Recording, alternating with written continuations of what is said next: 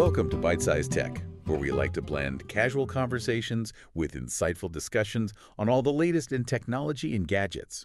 It's a wild world out there. It really is, especially this week. I know, right?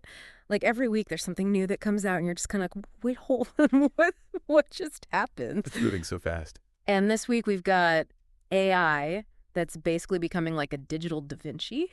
We've got some really interesting stuff going on with a particular fruit-themed tech giant that we all know and love. Yes. And even our robot overlords are starting to take some serious steps forward. So are you ready to dive into all this? I am.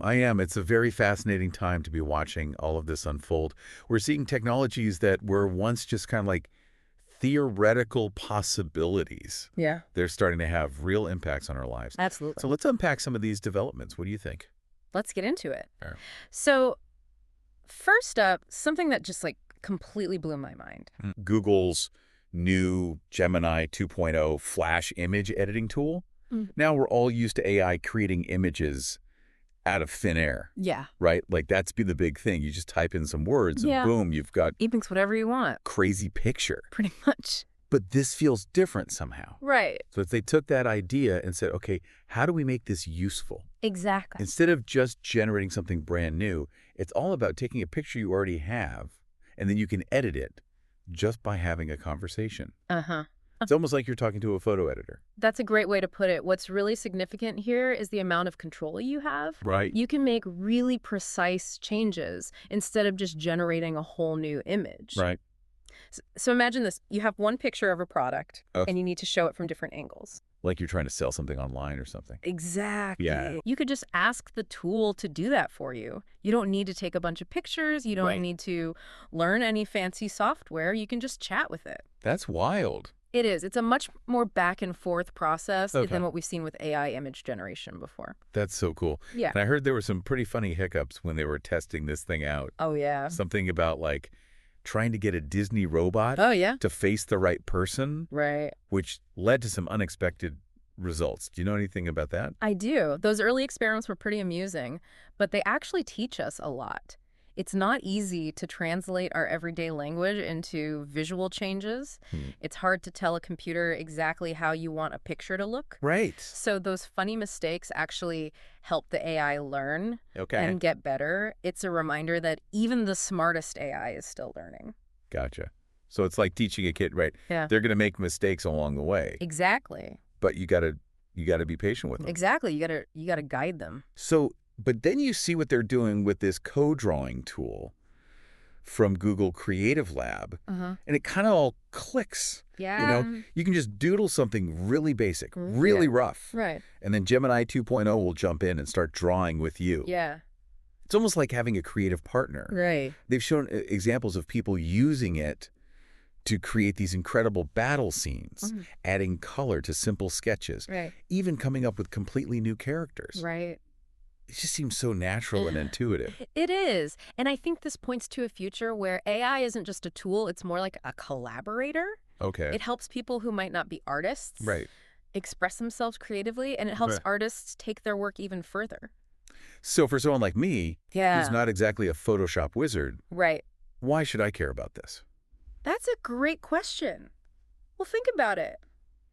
Do you ever need to make your photos look a little bit nicer? All the time. Like for your website or for a presentation. Absolutely. Or maybe you just want to have some fun with your pictures. Yeah. This kind of editing where you just talk to the AI could make it so much easier for anyone to do that. You don't need to be an expert. Right. You just need to know how to talk to the AI. So it's like having a personal photo editor. Yeah. But it's just built right into your computer. Exactly. And it sounds like there are some like pro tips for getting the most out of Gemini 2.0. Things like being really specific with what you ask for, using other things in the image as reference points, making small changes at a time instead of trying to do everything at once, keeping your requests simple and clear, and even trying different perspectives if it's not quite right. Yeah. It's almost like learning how to talk to this new digital helper. Absolutely. The better you are at talking to the AI, the better results you're going to get. It's a new kind of skill. Okay. It's like learning a new language almost. So it's like learning how to talk to the robot overlords. Exactly. Before they actually take over. All right. Now switching gears a little bit.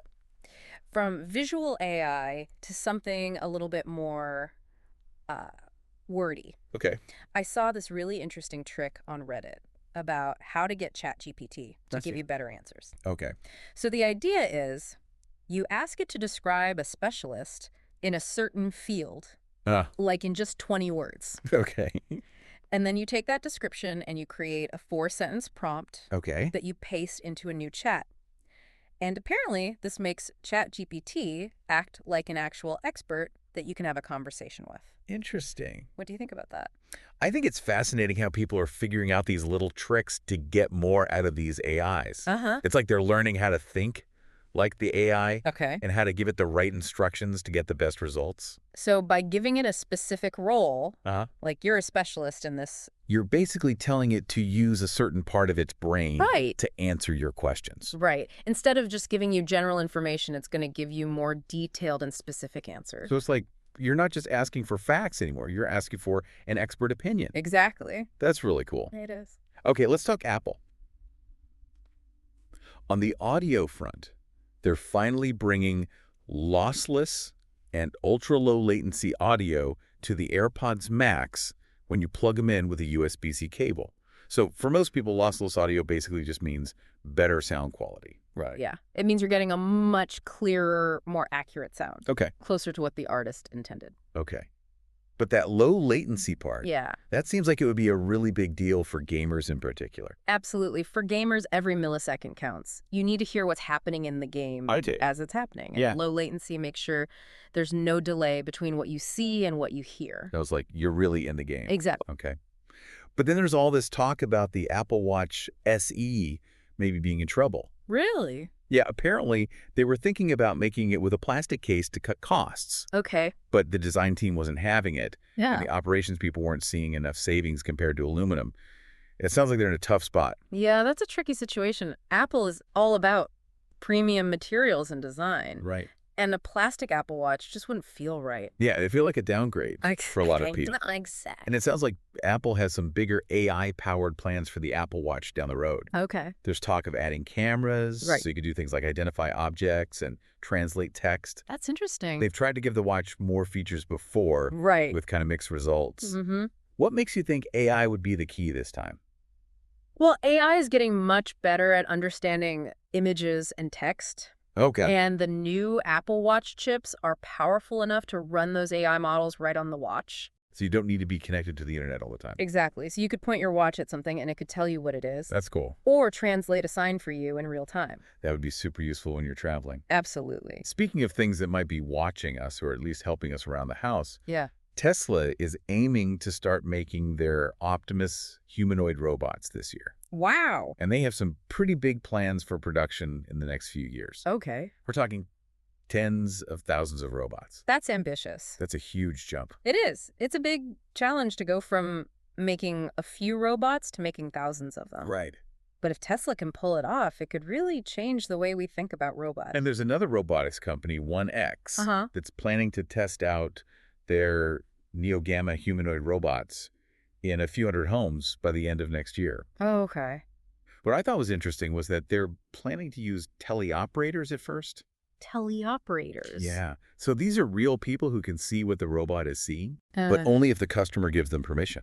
Okay. It seems like a cautious approach, but also a smart one. It does. It makes sense to start slowly and make sure the robots are safe and reliable before letting them run around on their own. So they're basically training the robots with real-world data. Exactly. That's really cool.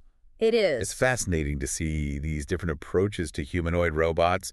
Some companies are going all in on autonomy, while others are taking a more gradual approach. Right. It's still early days for this technology, and there's no one right way to do it. Okay, now for something that could change your next fast food run, Yum. Yeah. Brands. Yeah. The folks behind Taco Bell, Pizza Hut, and KFC are teaming up with NVIDIA to use AI for taking drive-through orders. Really? Yeah. So this AI can supposedly understand, even if you're mumbling. That's impressive.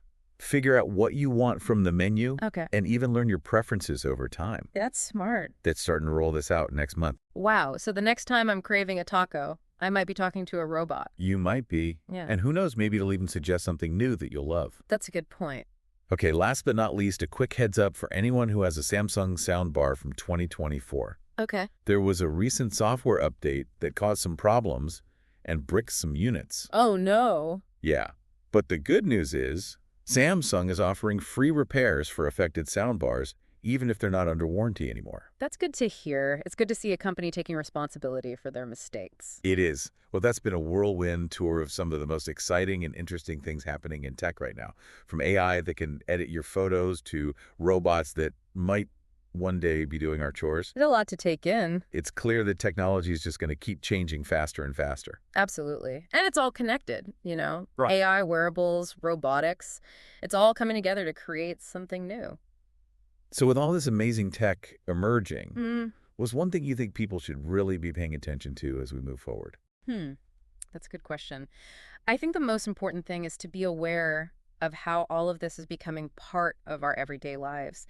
AI is already everywhere, even if we don't always realize it. Right. So the more we understand how it works and how it's being used, the better prepared we'll be for the future. That's a great point. Thanks for diving deep with me today. My pleasure. And to everyone listening, thanks for tuning in to Byte-Sized Tech. If you enjoyed our little deep dive today, be sure to like, comment, and subscribe for more fun tech discussions. Until next time.